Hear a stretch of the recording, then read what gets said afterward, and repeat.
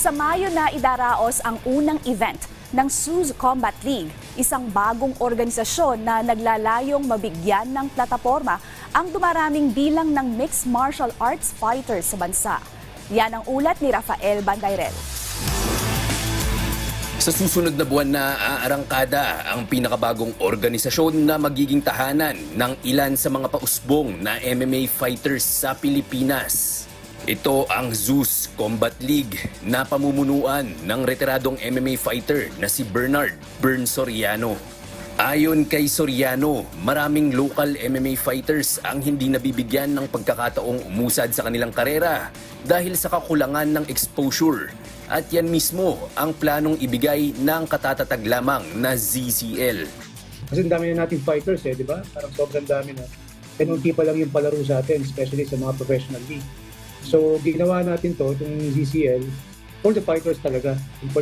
And para din sa meron din silang arena. Bilang dating professional fighter, pamilyar umano si Soriano sa mga pagsubok na pinagdadaanan ng mga atletang gusto pa lamang magsimula sa eksena ng combat sports.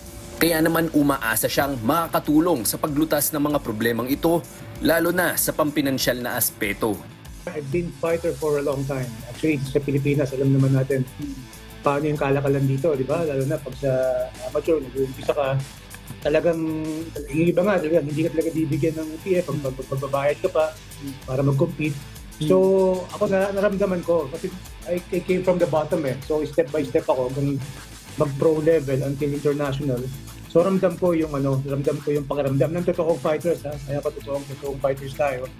So I think mas madali ako maka-blend, mas nalaman ko yung naging problema at pwede nating ayusin at para siyempre lalo nating mabalik sa ayos and prestige yung MMA natin sa Pilipinas. Sa May 25 na idaraos ang Ground Zero event ng Liga sa North EDSA Skydome sa Quezon City.